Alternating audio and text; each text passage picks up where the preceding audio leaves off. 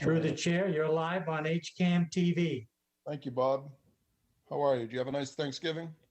Very nice for the both of us. We didn't get to see very many people, though. No, I saw Heather's escapades on Facebook the other day, cutting down her Christmas tree. It's pretty funny. Yeah, Griswold-like. exactly. All right, seeing that at 6 o'clock, I will call the meeting to order. As a preliminary matter, this is Brendan Tedstone, Select Board Chair. Permit me to confirm that all members and persons anticipated on the agenda are present and can hear me. Members, when I call your name, please respond in the affirmative. Irfan Nasrullah. Here. Brian Herr. Here. Mary Jo Lafreniere. Here. Amy Ritterbush. Amy, you got to unmute yourself. Here. Okay. Here. Staff, when I call your name, please respond in the affirmative. Norman Kamalu. Here. Elaine Lazarus. Here. Okay. This open meeting of the Hopkins Select Board is being conducted remotely, consistent with the Governor Baker's executive order of March 12, 2020, due to the current state of emergency in the Commonwealth due to the outbreak of the COVID-19 virus. In order to mitigate the transmission of the COVID-19 virus, we are complying with the executive order that suspends the requirement of open meeting law and to have all meetings in a publicly accessible physical location. All members of public bodies are allowed to encourage and participate remotely. The executive order, which you can find posted with the agenda materials for this meeting, allows public bodies to meet entirely remotely as long as the public body makes provisions through adequate alternative means to ensure interested members of the public are provided reasonable access to the deliberations of the meeting. Ensuring public access does not ensure public participation unless such participation is required by law. For this meeting, the Select Board is convening via video conference via Zoom. Convening by video conference via Zoom webinar is posted on the town's web meeting calendar and the board's agenda identifying how the public may join. Additionally, the meeting may be also broadcast by HCAM through one of its many channels or platforms. Please note the meeting is being recorded. Some attendees are participating by video conference. Accordingly, please be aware that others may be able to see you and take care not to screen share your computer. Hold on one second. I just got to tell my daughter to shut that music off.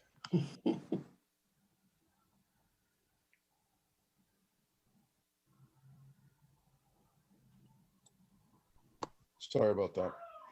Before we turn to the agenda items, permit me to cover some ground rules for effective and clear conduct of our business to ensure accurate meeting minutes. I will introduce each speaker on the agenda. After they conclude their remarks, the chair may invite board members to provide any comment or questions or ask that comments and questions be held until the end of the comment period. Please hold until your name is called. Further, please remember to mute your phone or computer when you're not speaking. Please remember to speak clearly and in a way that helps generate accurate minutes. For any response, please wait until the chair yields the floor to you and state your name before speaking. If members wish to engage in dialogue with other members, please do so through the chair, taking care to identifying yourself. Our main agenda tonight will feature public comment. The chair will work with the meeting host to call on each speaker to make their comment. Finally, each vote taken in the meeting will be conducted by roll call vote. Pledge of Allegiance. Let's stand and recite the Pledge of Allegiance.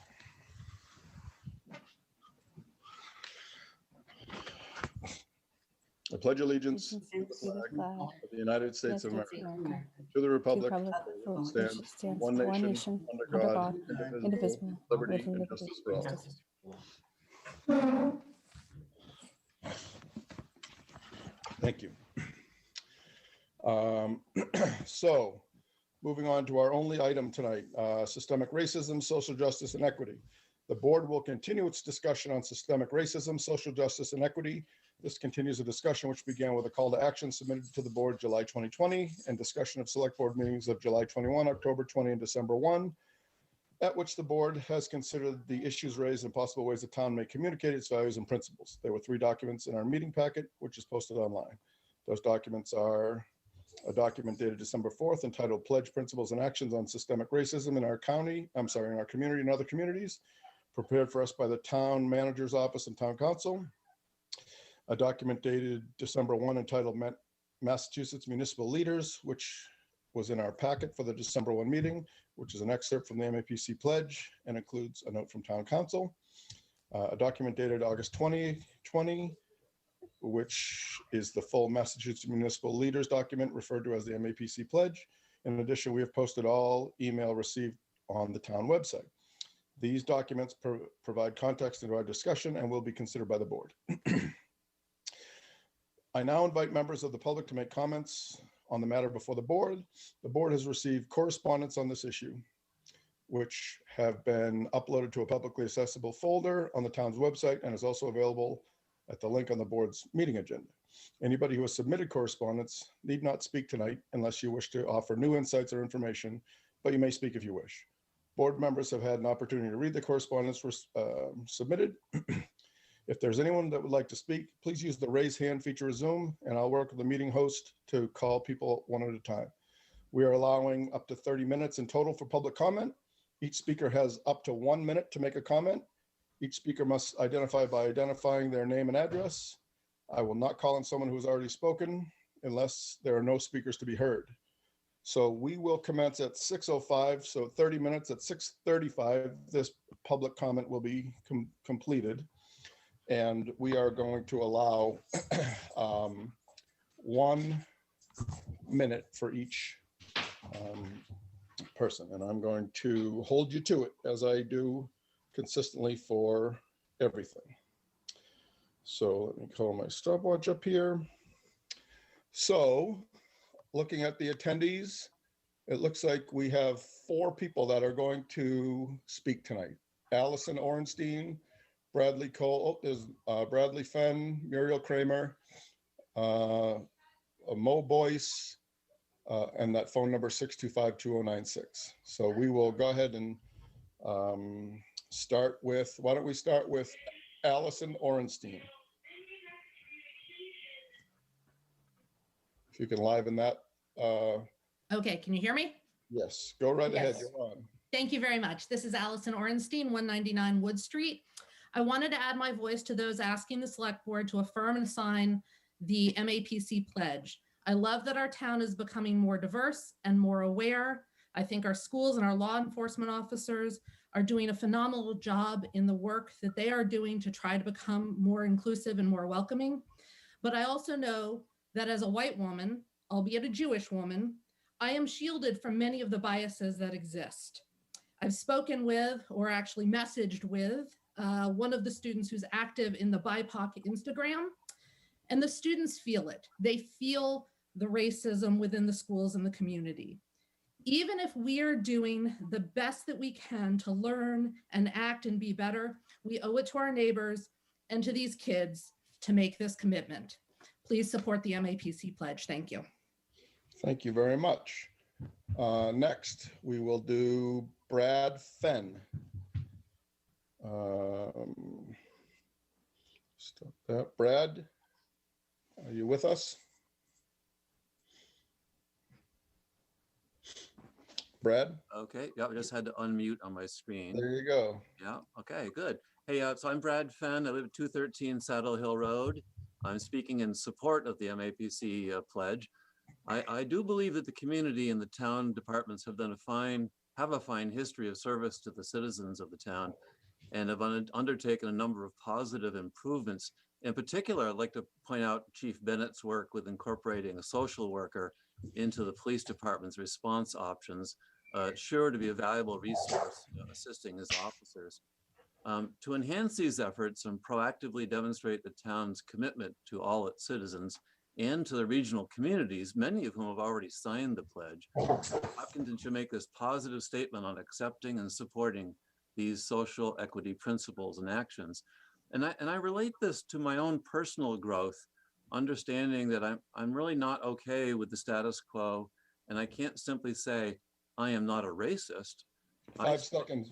5 seconds, Brad. Oh, I'm sorry. I have a quick update on a petition we did as well. Could I be extended a little bit? Your minute's up, buddy. Thank you. All right, moving up next is Bradley Cole.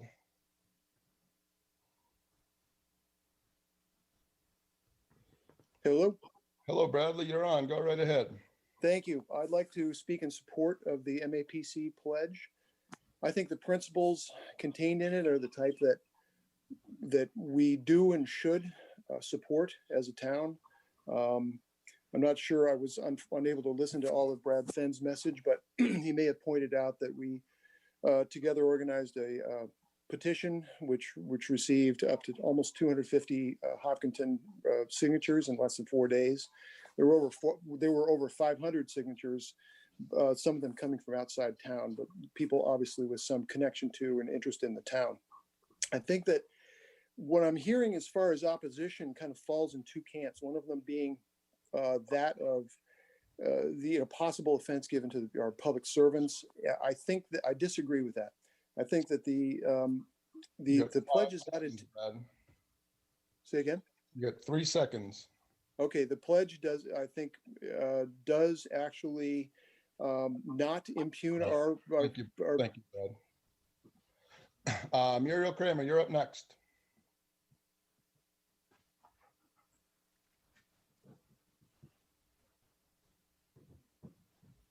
Muriel, you with us? You're muted. Hi, can you hear me at last? Yep, you're Yes. on, Muriel. Thank you. I'd like to thank you for hosting this discussion. I just want to make a very important point, that none of us here, except for Mr. Kamalo on the phone call in proper, can understand the full import of racism in the United States. And I just want to make the point that we all experience the systems differently, and we need to be active in learning about it and engaging in the conversation and resisting the systems that have oppressed people for a very long time. It's not enough to just know that we are doing a good job. And I celebrate and applaud the police chief for his leadership and the police force for the ways that they work in this town. But I would like to offer this as an opportunity for us to lean in and really engage actively in the conversation that acknowledges that, Black men and women and Black 5 children seconds, Muriel. experience the systems as we do, and we need to fix that. Thank you, Muriel. A phone number 508-625-2096.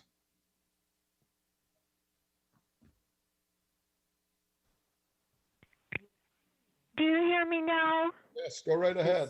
Please identify. Okay, my name is Ann Karnowski, and you'll have to excuse me that I just want to mention a different subject.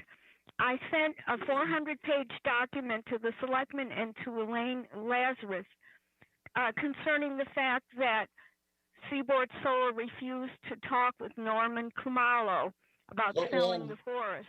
And I can appreciate your call, but we're not talking about anything except the MAPC pledge and Well, can I be on the agenda for your next meeting with this? You can feel free to get in touch with Mr. Kamalu or Miss Lazarus and talk to them about getting on our next meeting. Okay, thank you.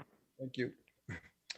And a Mo Boyce, I believe, is next. I don't know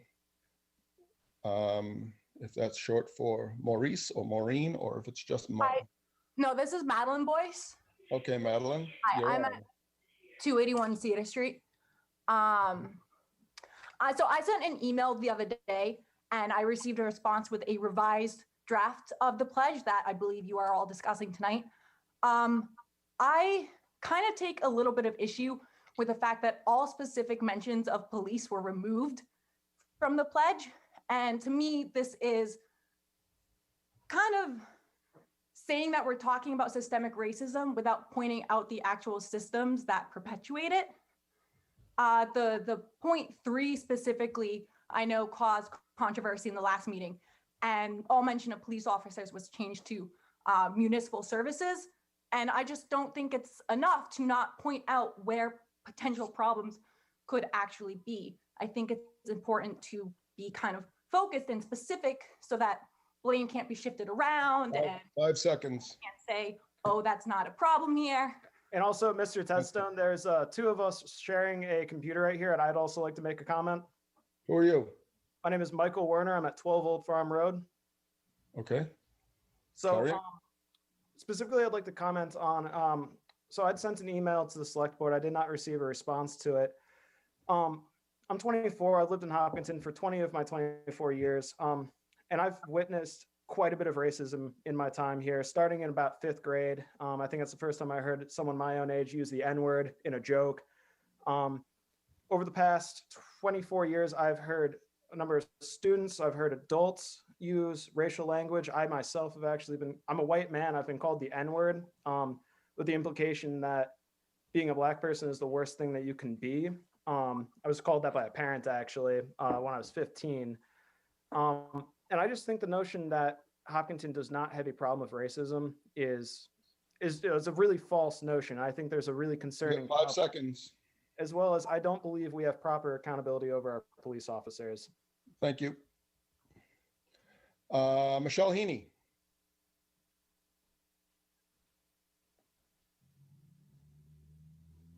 Hi, can you guys hear me? Yeah, how are you? Go right ahead. Hi, so I also sent an email, which you guys had responded to, but I just wanted to reiterate my point that I feel like there was a lot of discussion about alienating specific members of our community, and I do applaud our Hopkinton service members, including yourselves, but I also believe that if we're here to help and protect and serve our community, then we should be open and not feel shame over criticism drawn to ourselves. We can all improve in our jobs and we can all do better. And I think that if we fear alienating our police officers with this, I feel we equally have the risk of alienating valuable members of our community by not taking proactive and firm stances on racial justice issues. It is a little disheartening to hear this conversation being dragged on so long. I believe earlier in the year, I already 5 came seconds, and made a Michelle. statement. So I would really like you guys to pass the pledge. Thank you. Thanks, Michelle. Kevin Scheingold.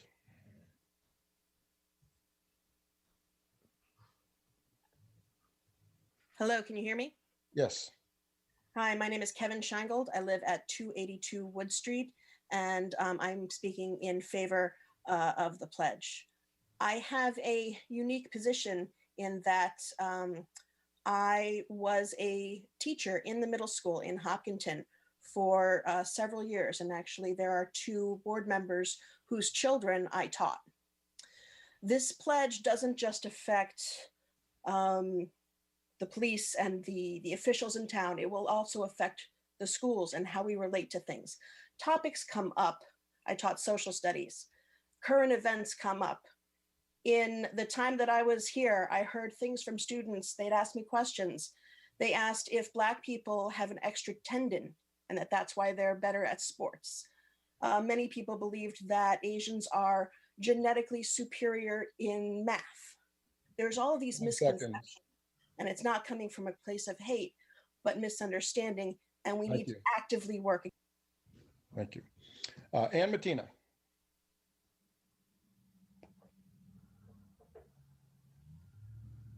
Hello. Ann Mattina, 40 Eastview Road.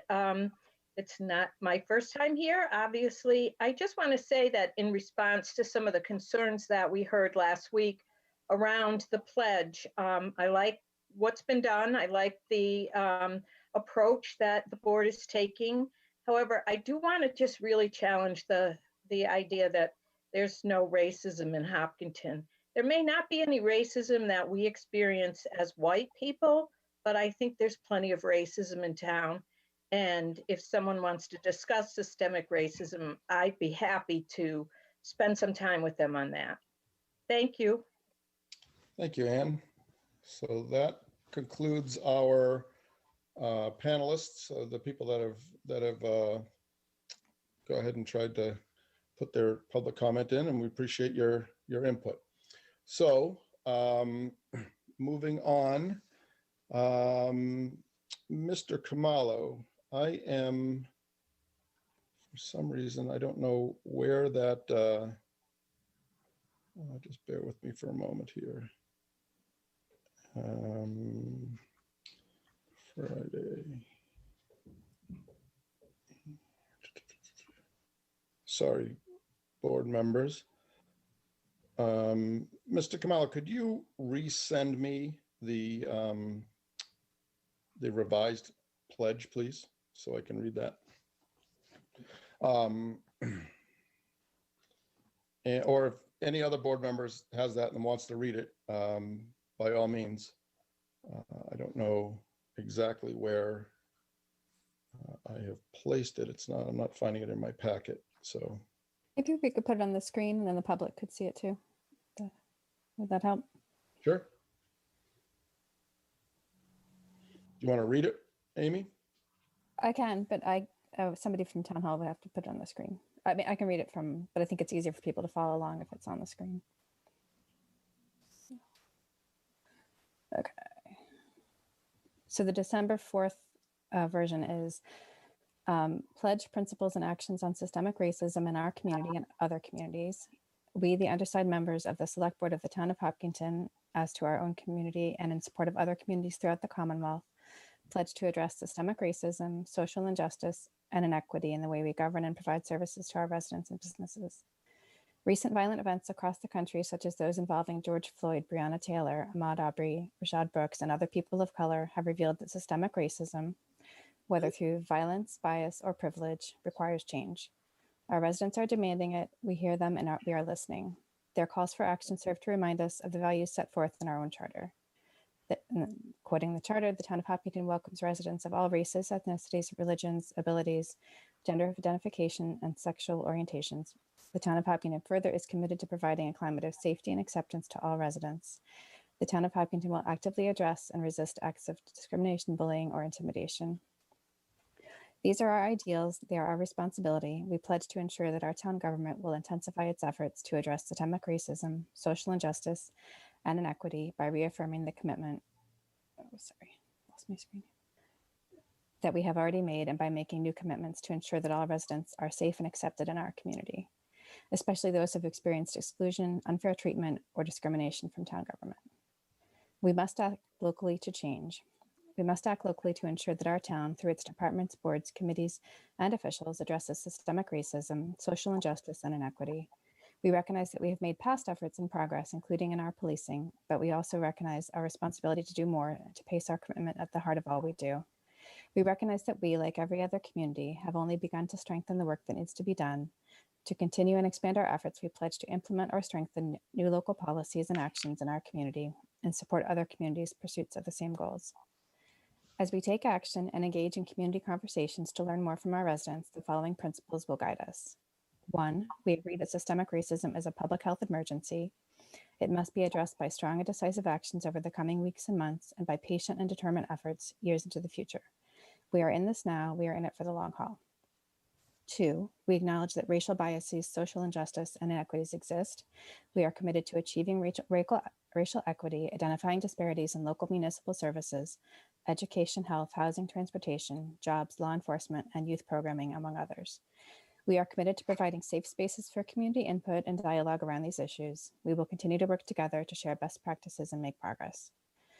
3, we are committed to instituting an approach to municipal services that prioritizes the safety, health, and well-being of all community members as its primary goal. We will incorporate practices that seek to de-escalate conflict, minimize the use of force, enhance trust, foster dialogue, and promote community engagement with all residents, especially communities of color, into all decisions about the delivery of municipal services. 4, we will continue to address racism within all local municipal services administered through all town departments, boards, committees, and officials in a proactive, intentional, and consistent manner. 5, we will make it a priority to take action now, not later. We will also advocate for state and federal policies and funding to enable all cities and towns to accomplish the goals of this pledge. Great, thank you, Amy.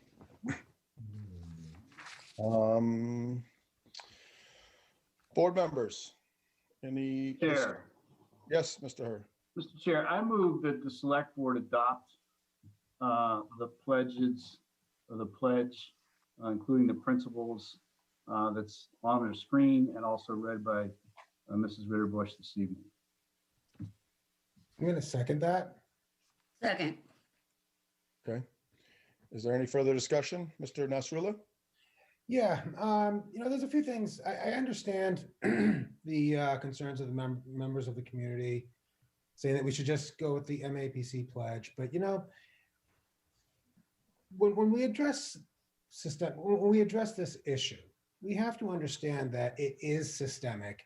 It is throughout town government. It's not just the police. We don't want to single out the police. It's everybody, and we need everybody's help.